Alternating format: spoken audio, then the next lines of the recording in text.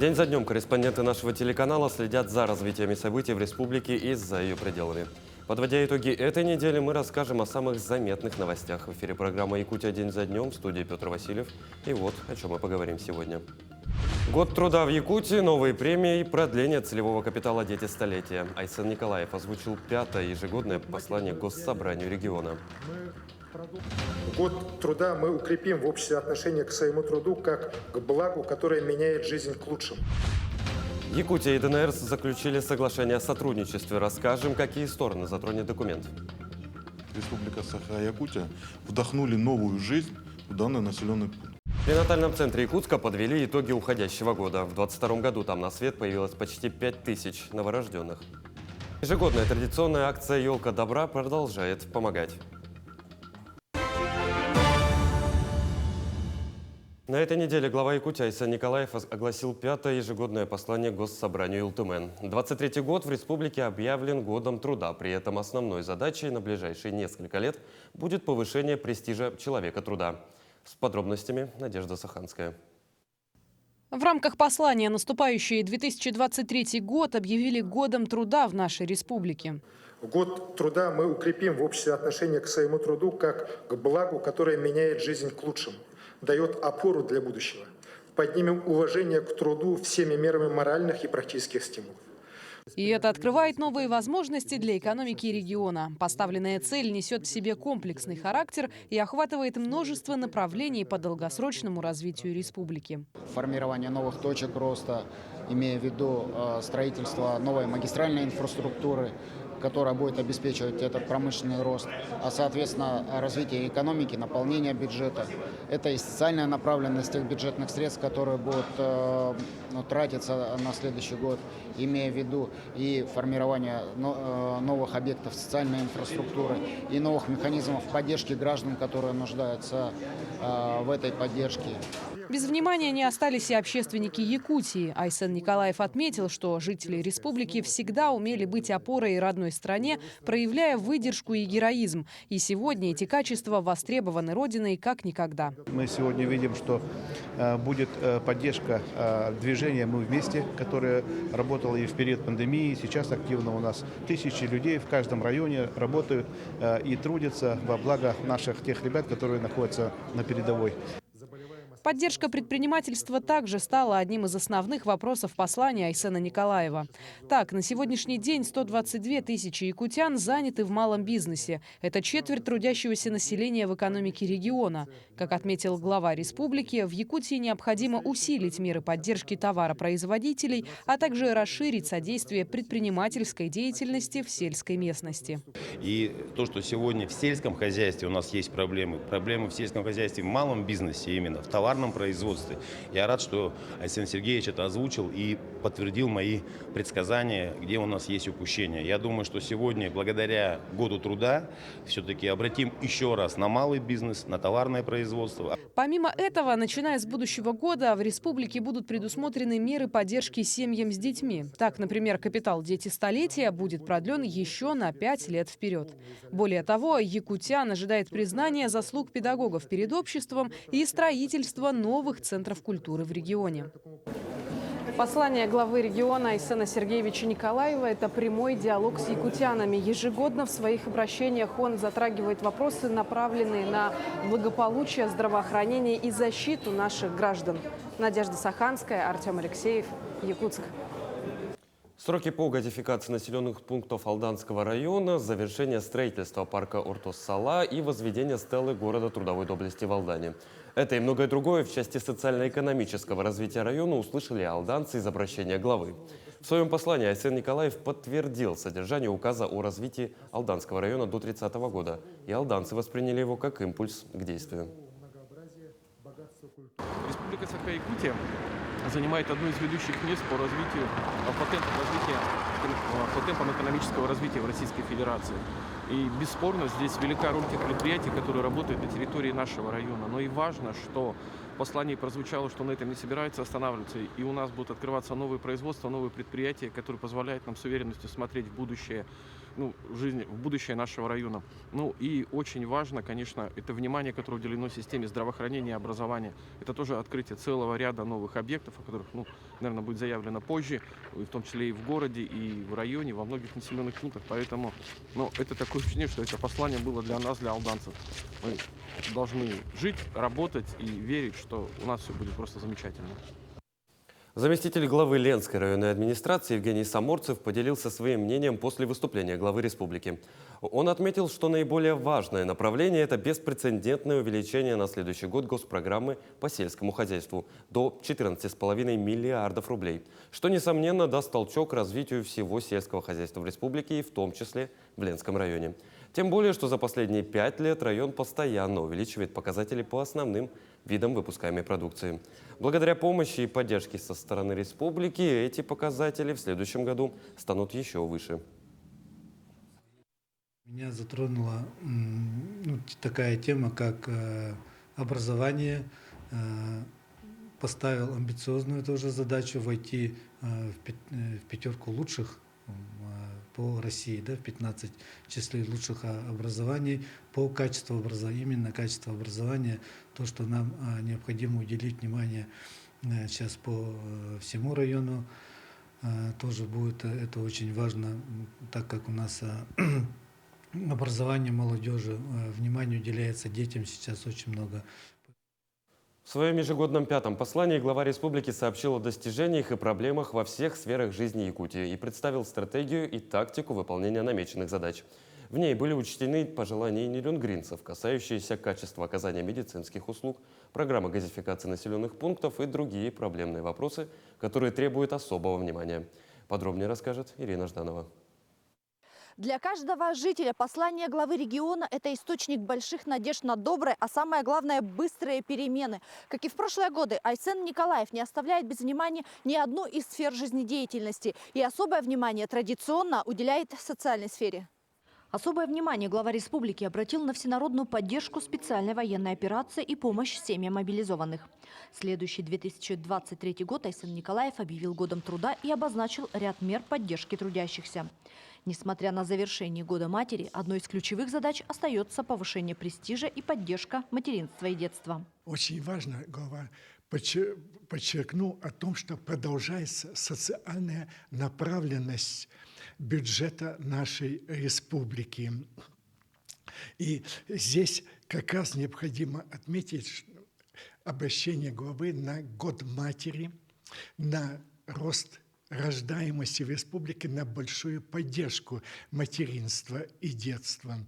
И что будет оказана большая материальная поддержка этим семьям. Говоря о социальной составляющей послания, нельзя не сказать о мерах укрепления в обществе отношения к труду и повышения престижа педагогической отрасли. Также о планах ввести республику в число 15 лучших регионов по уровню образования. Для меня очень отрадно вопрос о ремонте школ. То есть очень важно, чтобы вовремя осуществлялись эти моменты. То есть знаю, что в Нерюнгринском районе производится также капитальный ремонт школ. То есть и в данный момент, и на следующий год планово мы входим в эти показатели. Соответственно, для меня, наверное, среди всех инициатив это основная и основополагающая, скажем так. То есть как для нас, как для учителей, так и для учеников, которые в этих школах учатся. Не теряет своей актуальности тема строительства и ремонта социальных объектов и модернизации сферы здравоохранения. Уже в следующем году начнется реконструкция 3 основных объектов. Это здание кожно-венерологического диспансера, женской консультации и блока Б больничного комплекса. Еще в 2019 году зимой приезжал Айсен Сергеевич, посетил учреждение здравоохранения, был не очень впечатлен качеством обслуживания населения медицинской помощью. И была разработана дорожная карта, в рамках которой начались реконструкции сначала детской поликлиники, потом пошли реконструкции у нас в поселках. Это врачебная амбулатория поселка Хани, был отремонтирован фельдшерский пункт в поселке Золотинка. Также у нас отремонтированы поликлиники в поселке Чульман и поселке Серебряный Бор. И сейчас построена врачебная амбулатория в селе Енгра. Центральными темами послания стали газификация поселка Чульман и села Иенгра, развитие агропромышленного комплекса, строительство второй очереди Нерюнгринской ГРЭС, переселение жителей из ветхого и аварийного жилья и другие вопросы, требующие особого внимания и направленные на развитие и процветание всего района. Ирина Жданова, Вадим Барашков, Захар Головин, Нерюнгри. Не обошли стороной послания и федеральные эксперты. Они также поделились своим мнением по поводу послания главы республики. Вот все эти достижения, которые делаются, конечно, в первую очередь для людей в республике, но они отмечаются не только на уровне республики, они отмечаются на федеральном уровне. Очень важно, как недавно на встрече с матерями президент отметил Айсен Сергеевич и вклад Айсена Сергеевича и в развитие региона, и в развитие страны, и порекомендовал смотреть на этот опыт действительно с точки зрения лучших практик. И мы в институте, вот, собственно, этот тренд поддерживаем, и Якутия у нас практически по всем показателям всегда в лидерах, всегда образец для подражания. Глава Якутии Айсен Николаев в Москве встретился с руководителем Роскультцентра Мариной Абрамовой. Особое внимание в беседе уделили перспективам развития креативного сектора на региональном и федеральном уровне, вопросам повышения роли и статуса творческих профессий в период санкций. Отмечу, что в креативный сектор экономики входят 16 индустрий. Это музыка, дизайн, анимация, мода, фотография и другие. Как сообщила Марина Абрамова, в следующем году центрами проведения Российской креативной недели станут Красноярск и Владивосток. Ну а в Якутске Роскультцентр планирует организовать мероприятие специального формата в сфере тоже креативных индустрий с международным участием. Якутия не только стала самым креативным регионом, но и, наверное, для всех других регионов Российской Федерации примером нестандартного подхода к развитию креативного сектора, продуктов. Но и все, что делается внутри республики, это, конечно, удивительно и уникально. С Якутией у нас запланированы специальные форматы, которые будут отличаться и масштабом, не побоюсь этого слова, мировым, да, и совершенно иным подходом. Мы как раз сегодня это обсуждаем. И я надеюсь, что в начале года мы вас порадуем и объявим о каких-то спецформатах, которые пройдут в Якутии. Напомню, Якутия стала лауреатом этого года Российской национальной премии в сфере креативных индустрий Russian Creative Awards. В номинации «Креативный регион» как лидер по количеству федеральных инициатив с лучшей в стране системой поддержки креативных индустрий. Именно здесь созданы первый в России креативный кластер с режимом территории опережающего развития. Также самый активный предпосевной венчурный фонд и крупнейший на Дальнем Востоке IT-парк. А кино и игры якутского производства известны во многих странах мира. Также Айсен Николаев провел рабочую встречу с депутатом Госдумы Сарданой Аксентьевой. Стороны подвели итоги года, обсудили поддержку законодательных инициатив Якутии и наметили планы по продвижению важных для региона проектов. Депутат Госдумы отметила положительный опыт республики, связанный с созданием единого координационного центра по оказанию помощи военнослужащим. Это первая в стране региональная структура, обеспечивающая координацию работы по поддержке совместно с федеральными и муниципальными органами власти.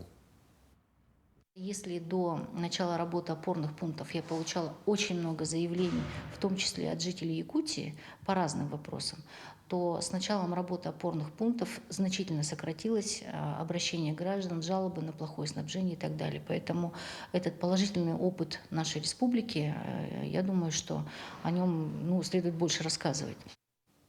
Учителю республиканского лицея-интерната Виктору Филипповичу Потапову вручили звание «Народный учитель России». Церемония награждения прошла в Москве в Екатерининском зале Кремля. Высшую награду за заслуги в педагогике якутянину лично вручил президент страны. С народным учителем встретилась моя коллега Айсена Бурнашова. Почетное звание «Народный учитель Российской Федерации» присвоено Потапову Виктору Филипповичу, учителю республиканского лицея-интерната «Республика Саха», Якутия. Первый народный учитель России из Якутии и единственный народный учитель России этого года в стране. Виктор Филиппович преподает физику почти 50 лет, 26 из них в республиканском лицее-интернате Якутска. Он выучил тысячи якутских школьников, провел десятки тысяч уроков, но в день награждения волновался, словно сам вышел к доске. Коллеги, с которыми я проработал 45 лет на ниве образования. Большая благодарность им и моим ученикам в этой высокой награде их заслуга. Я когда сдавал экзамены, я волновался, что-то такое похожее появилось, но потом исчезло. Я старался как можно прямо держаться. Самая главная задача была это. Ну, когда дошел до президента, все стало на свои места. Ученики Виктора Филипповича представляют Якутию на российских и международных олимпиадах по физике. Уверенно поступают в ведущие вузы страны. Только по ЕГЭ у учителя 9 стобальников. Высоких результатов его воспитанники добиваются и за пределами школы. Глава Якутии Айсен Николаев, депутаты Илтумена, мэр Якутска Евгений Григорьев тому пример. Я никогда на урок не иду, не подготовившись.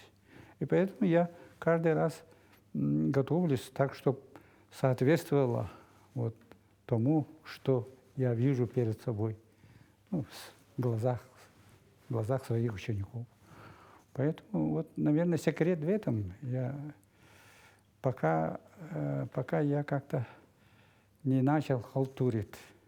А еще секрет успеха учеников в учителе. Виктор Филиппович и сам воспитанник народного учителя Советского Союза, основателя физико-математического движения в республике Михаила Алексеева. Следующий 2023 год объявлен в стране годом педагога и наставника. Пожелание Виктора Филипповича молодым коллегам только одно – любить свою профессию и быть преданным своему делу. Айсена Бурнашова, Джур Березкин, Москва. Продолжим подводить итоги минувшей недели после небольшой рекламы. Оставайтесь с нами.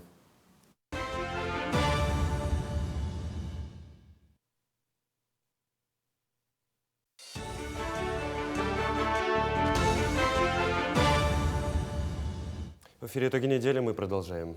Президент России Владимир Путин поставил задачу серьезно усилить работу органов безопасности по ключевым направлениям. Глава государства заявил, что необходимо жестко пресекать действия зарубежных спецслужб, оперативно выявлять предателей, шпионов и диверсантов.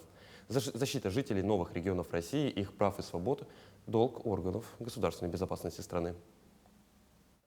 Должна быть усилена работа по линии пограничной службы ФСБ. Государственная граница – это важнейший ключевой рубеж обеспечения безопасности страны. И она должна быть надежно прикрыта, а попытки ее нарушить пресекаться быстро и эффективно, с использованием имеющихся сил и средств, в том числе подразделений мобильных действий и специального назначения. Нельзя ослаблять внимание и на таком важном участке, как борьба с экстремизмом. Воинствующий национализм, призывы к насилию, провокации, направленные на разжигание межнациональной розни – это прямая угроза внутреннему единству нашего общества. Россия и Беларусь договорились продолжать практику совместных военных учений, заявил президент страны. В настоящее время на территории Беларуси проводятся мероприятия боевого слаживания, а также соединений и воинских частей нашей страны. По словам Путина, создана и несет боевое дежурство единая система противовоздушной обороны. Президент назвал подготовку войск приоритетом в безопасности Москвы и Минска. Врачи-офтальмологи из республики прибыли в Кировское в ДНР для лечения местных жителей. Это не первый приезд якутских специалистов в Кировское. Ранее бригада врачей, в состав которой вошли специалисты из ведущих медицинских учреждений республики, уже работали в Кировском. В октябре оказали свыше 2500 консультаций. Среди специалистов были неврологи, офтальмологи, кардиологи, рентген-лаборант и медсестра. Кроме того, бригада офтальмологов по приглашению правительства Луганской Народной Республики работала в Луганске. А по поручению главы Якутии Айсена Николаева оперативный штаб республики передал в Бурятии военнослужащим дополнительное снаряжение. Под руководством первого зампреда региона Дмитрия Садовникова представители оперштаба также посетили опорные пункты госпиталь, расположенные в Улан-Удэ. Отмечается, что наши бойцы в бодром расположении духа, благодарны за регулярные посылки от родных и земляков, а также активную помощь по дополнительному оснащению снаряжением и экипировкой со стороны руководства республики, предприятий, организаций и жителей всей республики. Государственные гарантии для семей военнослужащих подспорье значимое, неоценимое остается и поддержка местной власти. Глава одной из семей поселка Нижний Куранах был призван в ряды вооруженных сил в октябре. Его супруга Людмила и 2 дочери с хозяйственными тяготами справляются самостоятельно. Как именно это им удается, узнавала Татьяна Вахнина. Наступающий Новый год семья Григорьевых будет встречать не в полном составе. На плечах Людмилы и двух дочерей сейчас лежат все домашние хлопоты. Осенью глава семьи был призван в ряды вооруженных сил. Ну, конечно, сложнее. Без мужчина, конечно, очень сложно. Ну, справляемся, а что делать? Выхода нету. Людмиле пришлось освоить многие навыки, в том числе по электротехнике. Перед отъездом глава семьи установил бойлер, чтобы в доме всегда была горячая вода. На ночь бак Людмила предпочитает отключать в целях безопасности. Она сегодня является образцом для подражания, как и для нас, для тех жителей, которые мы живем и у которых не мобилизованы, значит, мужья, сыновья, и также для тех семей, у которых сегодня мобилизованы. Сама справляется со всеми теми обязанностями, которые выполнял муж.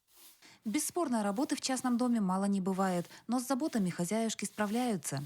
Двор всегда очищен от снега. Чтобы в доме было тепло, котельную нужно топить постоянно. Эта задача для Людмилы особой сложности не представляет. Можно не беспокоиться и о дровах. Такого рода помощь семьям военнослужащих оказывает администрация поселения. Поддержка оказывается. Воспользоваться моментом хочу поблагодарить Александра Станиславовича. У меня привозная вода, у меня печка, местное отопление. Какая помощь необходима, то же самое, там дрова, вода, помощь, там проводка, связана с отоплением и так далее, всегда, значит, находим ресурсы и помогаем. Наряду с поддержкой в хозяйственно-бытовых вопросах сотрудники администрации информируют членов семей военнослужащих о государственных гарантиях, полагающихся данной категории. Взаимодействие с управлением социальной защиты налажено. Если какие-то возникают трудности, мы всегда на прямой связи, в любое время, причем с ним, там 19-20:00, без разницы, и решаем вопросы тут же по горячим следам. Государственные гарантии предусмотрены по линии соцзащиты. Тоже вы воспользовались в полной мере? Все были предоставлены? Да, все этими мерами я воспользовалась. Государственные гарантии для семьи стали значимым подспорьем. Неоценимой оказывается и поддержка администрации поселения. Но больше всего мама и дочери ждут день, когда папа вернется домой. Татьяна Вахнина, Сергей Шипачев, Александр Лукин, Алданский район, поселок Нижний Куранах. Члены семей военнослужащих, а именно жители Алмазного, Рылаха, Светлого, Чернышевского, Сельдюкара и Тасюряха, получат льготный проезд между поселениями Мирнинского района. Бесплатный проезд предоставят 4 раза в год на 8 поездок. Этот вопрос обсудили на сессии районного совета депутатов. Социальные выплаты и в целом направление – это одно из направлений бюджета. Была достаточно продолжительная работа по рассмотрению всех составляющих, комплектующих этих бюджета на комиссиях. Ну а в аэропорту Якутска в минувший четверг торжественно встретили вернувшегося из зоны проведения специальной военной операции Николая Потапова. Якутянин вернулся домой после получения множественного осколочного ранения в ходе выполнения боевого задания. Николай проходил лечение в госпиталях Санкт-Петербурга и Иркутска. Встречать бойца в аэропорт приехали коллеги, друзья, родственники и супруга. Несмотря на ранение, участник спецоперации вернулся в приподнятом настроении в Якутии. Он будет проходить дальнейшее лечение. События очень активные были. Я рад, что в России, что вернулся, жив, и здоров относительно. Но там остались наши братья, и они скоро тоже вернутся. Мы очень рады и, честно говоря, очень сильно горжусь своим братом, он для меня герой. А так связь была, он поддерживал. Ну, конечно, все шло через цензуру, и мы все понимаем. Вот, в общем, все хорошо. Якутия и Донецкая Народная Республика подписали соглашение о сотрудничестве. Документ затронет торгово-экономические и научно-технические отношения. Укрепит взаимодействие двух регионов в социальной и культурной сферах. Под особым фокусом останутся направления IT и помощь военным. Так, Якутия построит малые центры в ДНР. Проект стартует с 2023 года. В IT-центрах жители Донбасса смогут пройти обучение, а после удаленно работать в IT-компаниях. В Донецке же рассматривают возможность помощи участникам СВО из Якутии бронежилетами собственного производства. Их качество отвечает всем критериям безопасности. Продолжатся и работы по восстановлению подшефного города Кировское. Сегодня там завершены все работы, намеченные в этом году. Якутия сдала 31 объект, и главное достижение – это полная реконструкция школы номер 2. Кроме этого, было и заасфальтированы дороги, и восстановлены фасады жилых домов и уличного освещения. Особое внимание уделили отопительному сезону. Планы на следующий год у нас тоже большие. Они связаны с работой по жилищно-коммунальному хозяйству. В этом году, и вот Денис Владимирович это отметил, мы смогли создать новую систему подпитки котельных к отопительному сезону. Это на самом деле впервые на Донбассе сделано. Система заработала, и сейчас по Кировскому нет никаких проблем именно в части обеспечения отопительного сезона. Республика Саха-Якутия вдохнули новую жизнь в данный населенный пункт. Ну вот казалось бы, что такое там уличное освещение? Ну, это же вроде бы как само собой разумеющееся, но в Кировском его не было долгое время. Это проблема даже не последних 8 лет, это уже долгие десятилетия было при Украине. Республика Саха-Якутия, допустим, они подошли вот комплексно, то есть и ремонты, и обустройство жизни, созданы условия, при которых становится комфортно жить в малом, казалось бы, населенном пункте, которое, то есть, просто увядал, если так можно сказать. А сейчас вдохнулась жизнь. Продолжим подводить итоги минувшей недели после небольшой рекламы. Оставайтесь с нами.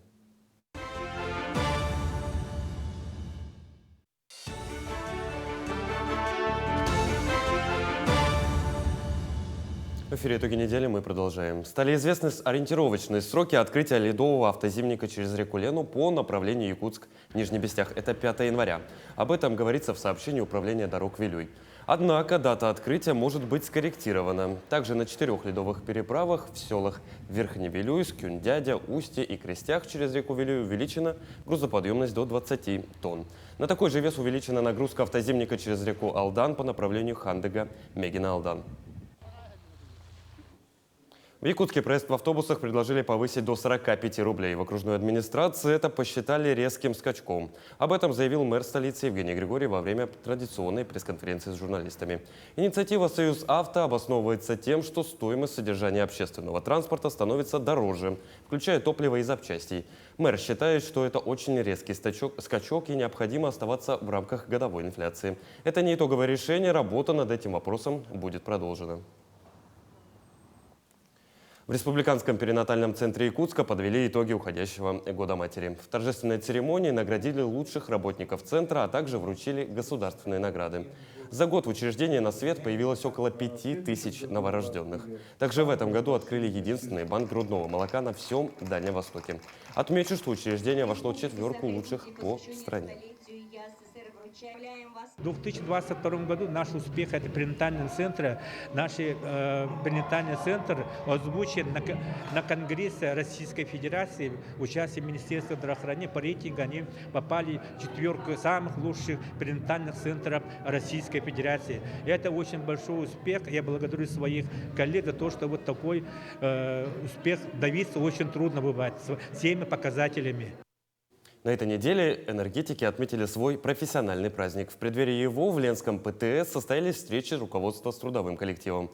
В этом году энергокомпания приступила к интеграции в холдинг АО «Теплоэнергосервис». Это подконтрольная структура энергетического гиганта «Русгидро». Что изменится после интеграции, как будет поставлен процесс работы, смотрите в нашем следующем сюжете. Во встречах с руководством приняли участие сотрудники отопительных котельных, инженеры и слесари КИПИ. Собрания были проведены в форме вопрос-ответ. В рабочей обстановке обсуждались текущие вопросы, волнующие работников предприятия. Были подняты такие моменты, как заработная плата, социальные условия. Будут ли они хуже, будет ли ниже заработная плата, будет ли выплачиваться своевременно заработная плата. Поднимались вопросы обеспечения спецодеждой и средствами индивидуальной защиты.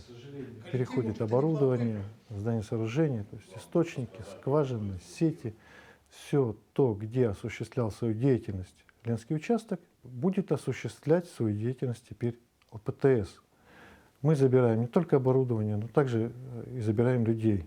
В современный структурный состав предприятия входят отопительные и промышленные котельные, 4 блочно-модульных котельных, 7 канализационных насосных станций, 3 водонасосных, а также другие структурные объекты генерации. Предприятие осуществляет поставку тепловой энергии. Планируем, что с мая месяца мы будем одной единственной ресурсоснабжающей организацией на всей территории города Ленска. Ну, к этому мы давно шли, в принципе. Почему? Потому что, по-моему, наверное, один единственный город в Якутии, в котором 2 ресурсоснабжающие организации, которые занимаются одним и тем же, только на разных площадях. Мы готовы, у нас все для этого есть. Техника у нас есть для того, чтобы проводить всевозможные ремонты. Ну а самое важное для любого предприятия – это, конечно же, коллектив. В связи с реорганизацией для его сотрудников ничего не изменится. Однозначно хуже не будет. Стремимся только к улучшению, что и прописано в политике Русгидро. Человек – это главное, это первое. Не будет людей, не будет производства. Чтобы людей сохранить, наша задача, первоочередная задача – обеспечить приток персонала, а это мы можем только соцгарантиями, заработной платой. Надо сказать, что ЛПТС всегда идет навстречу населению. Постоянно проводятся акции по списанию пений, лояльно относятся к потребителям. В этом году, по словам заместителя директора по экономике, и жители отличились особой дисциплинированностью. По итогам 2022 года уровень сборов по городу Ленску у нас составит 96%. Пользуясь случаем, хочу поблагодарить жителей города Ленска за добросовестное исполнение своих обязанностей по уплате коммунальных ресурсов. Мы, в свою очередь, будем обеспечивать то есть надежное исполнение своих договорных обязательств. В перспективе после реструктуризации предприятие ждет активная модернизация. В связи с вводом нового комфортного жилья в городе Ленск будет осуществлена полная замена сетей теплоснабжения, водоснабжения и водоотведения. Также будет произведен переход на автоматизированную систему учета и управления в целях улучшения показателей качества предоставляемых услуг потребителям. Светлана Балеева, Виталий Андреев, Ленск. 19 декабря 1992 года первый поезд пришел в Алдан. По воспоминаниям жителей этого события ждали все, и встречать первый состав прибыли и взрослые, и дети. В юбилейную дату на дружеской встрече собрались ветераны железнодорожной отрасли. Строители стальной магистрали и первые пассажиры поделились воспоминаниями с нашими коллегами. Декабрьским днем железнодорожные строители и работники транспортной отрасли собрались на чаепитие.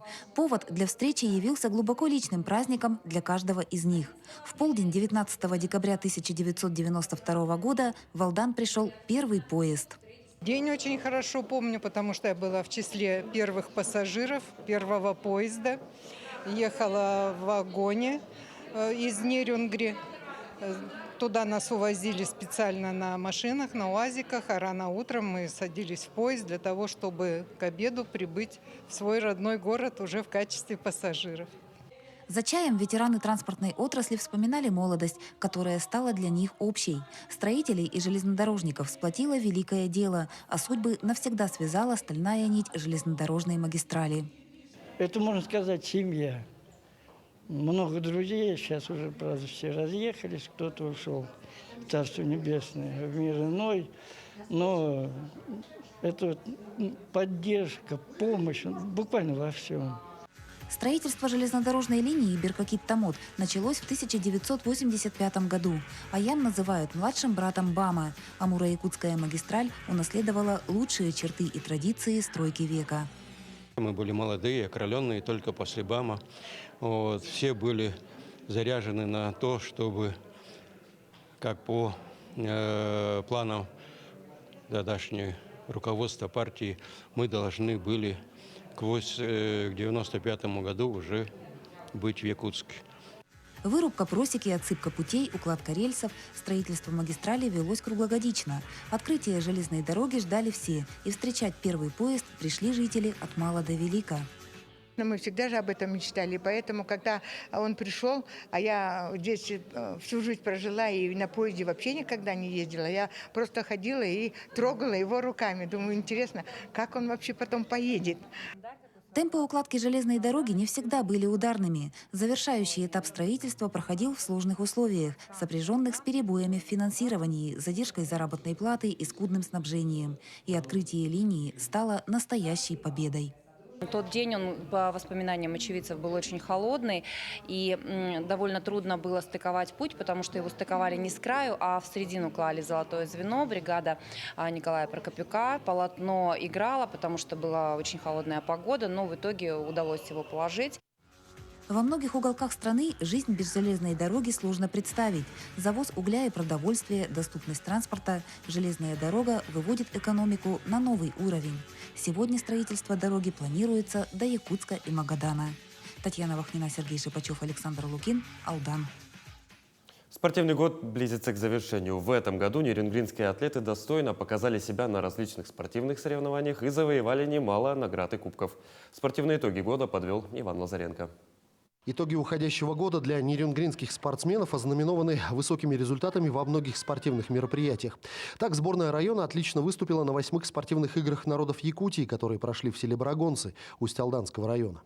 Там у нас участвовали по видам спорта баскетбол, бокс, настольный теннис. Но делегация у нас была маленькая, к сожалению, мы завоевали мало путевок на финальной части, но все спортсмены, которые были заявлены, максимально принесли медали Нерюнгринскому району. Также неплохой результат показали нерюнгринцы на республиканской спартакиаде молодежи на призы добровольческого отряда «Баатур». Там мы из 20 районов республики завоевали 8-е место. Впервые наша молодежь участвовала по национальным видам. Это настольные игры Хаблыки Хамска. Ну, для первого раза, для такого масштаба, я хочу сказать, что это хороший результат. Отдельно можно отметить достижения в таком виде спорта, как баскетбол. Он традиционно пользуется большой популярностью у нерюнгринцев всех возрастов. И взрослые, и дети в этом году завоевали призовые места в соревнованиях различного уровня, как в республике, так и за ее пределами. Сейчас ездили на чемпионат республики, где выступали в 3 возрастных категориях. Ребята также хорошо, достойно представили Нерюнгринский район, заняли 1 первое место и 2 третьих места. Тем самым сделали себе путевки на отборочные игры к детям Азии. Планы на следующий год – хорошо выступить на чемпионате республики среди взрослых, а на летних играх спартакиаде учащихся занять также хорошее, достойное место. Надеемся, будем победителями. В поселке Чульман в этом году открылся новый спортивный комплекс «Антрацит», где начнут работу секции по хоккею, фигурному катанию и шорт-треку. А значит, все больше детей будет вовлечено в занятия спортом. В развитии детского спорта могу сказать, что возобновилась детская спартакиада республиканская. В рамках этого проекта тоже у нас прошли некоторые мероприятия для участия в республиканском финале. Хочу отметить также работу детской юношеской спортивной школы «Лидер». Хочу отметить наших мини-футболистов, тренера Козыра Александра Николаевича, которые тоже регулярно приносят медали Нерюнгринскому району. Остается пожелать нерюнгринцам в следующем году блестящих побед. Иван Лазаренко, Вадим Барашков, Нерюнгри. Продолжим подводить итоги минувшей недели после небольшой рекламы. Оставайтесь с нами.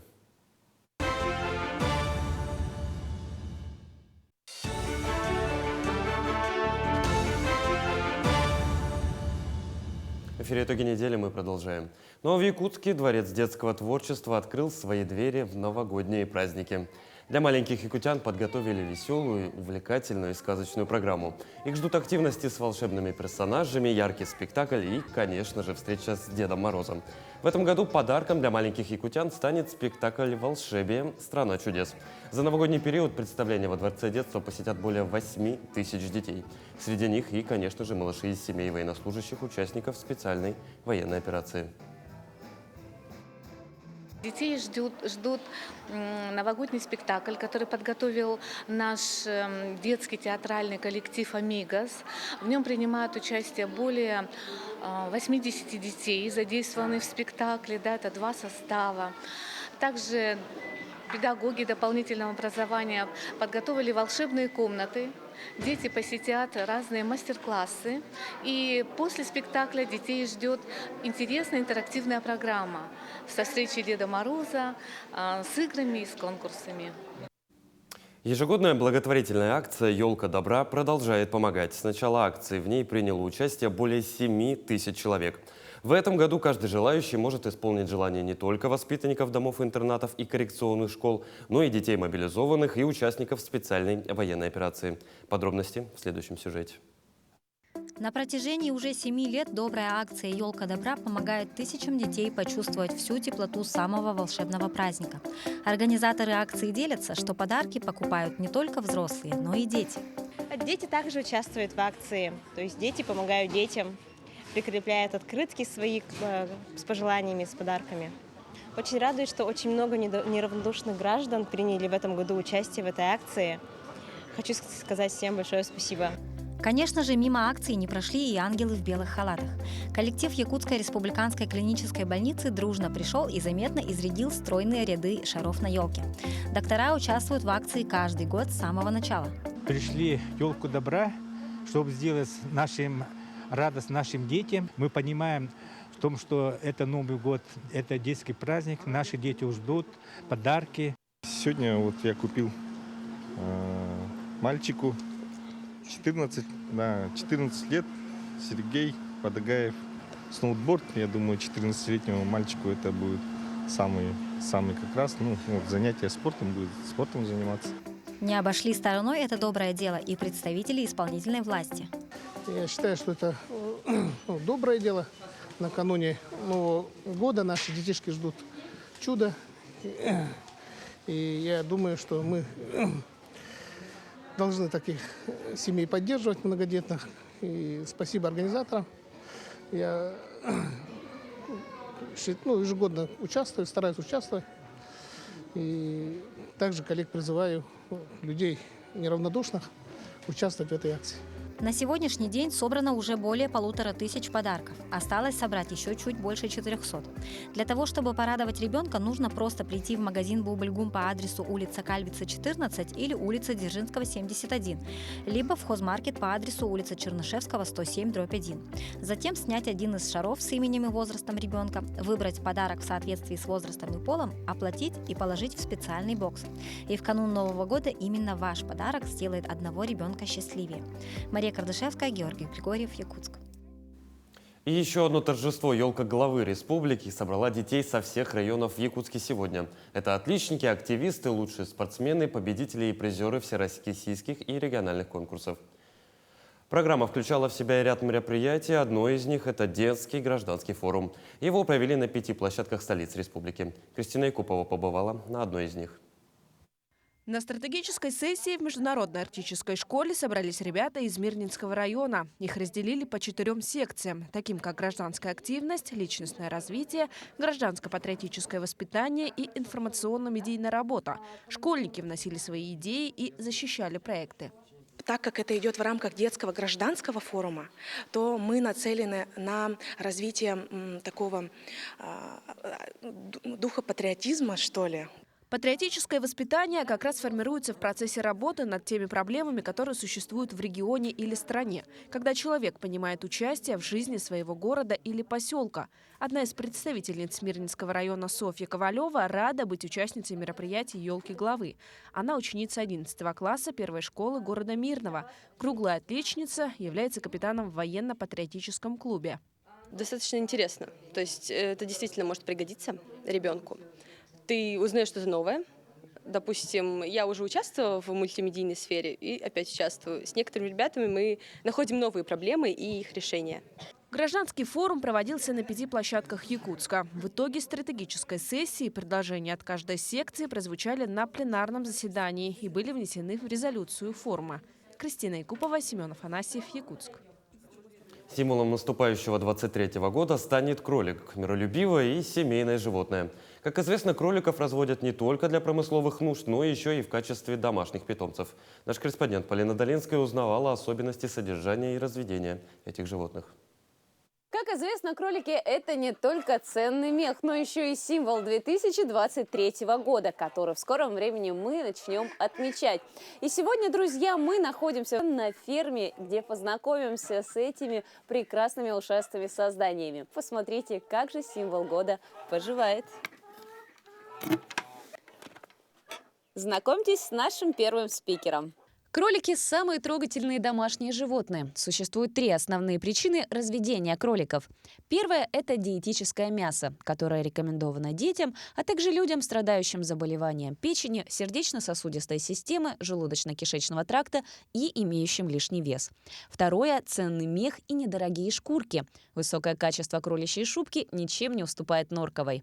Ну и третье – хорошие домашние питомцы. В эту категорию входят декоративные и карликовые кролики, которых наиболее часто разводят в домашних условиях. Они очень хорошо ладят с детьми, не приносят много хлопот в уходе и содержании.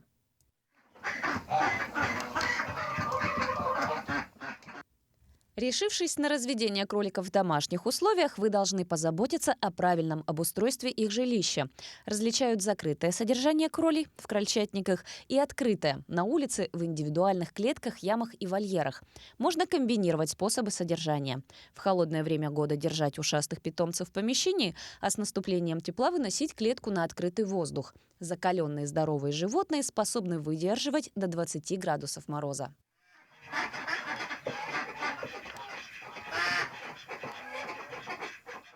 Едят домашние кролики практически все, что растет в огороде. Овощи, свежескошенный клевер, одуванчики или люцерну, а также приготовляемое из этих трав сено, которое должно выращиваться вдали от дорог. В рационе ужастых зверюшек должны также присутствовать фрукты и злаковые культуры – овес, ячмень или пшеница. Питание кроликов в домашних условиях должно быть регулярным, а сено и вода постоянно присутствовать в клетке. Это овес? Да, это овес. Вот зацепим вот сюда.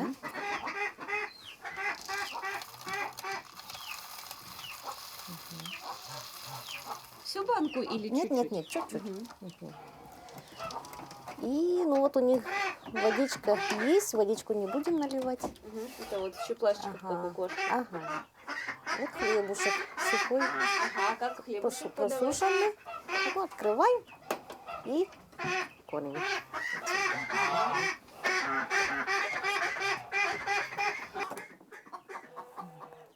А вообще, это стереотипное мнение, что зайцы любят морковку, или же это Нет, они действительно любят морковку. Вот у них осенью это праздник, когда морковь, ну вот в огороде, когда все растет.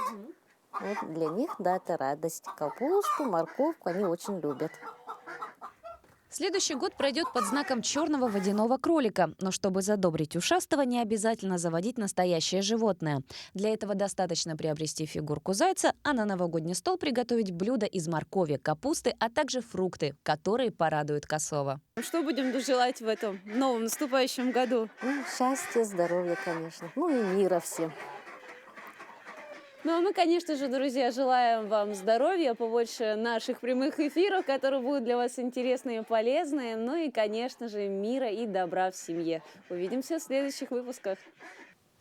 Такой запомнится минувшая неделя глазами наших корреспондентов. Мы и дальше продолжим следить за развитием событий в республике и за ее пределами. Вы смотрели программу «Якутия. День за днем». В студии для вас работал Петр Васильев. Я с вами прощаюсь. Всего доброго и до новых встреч.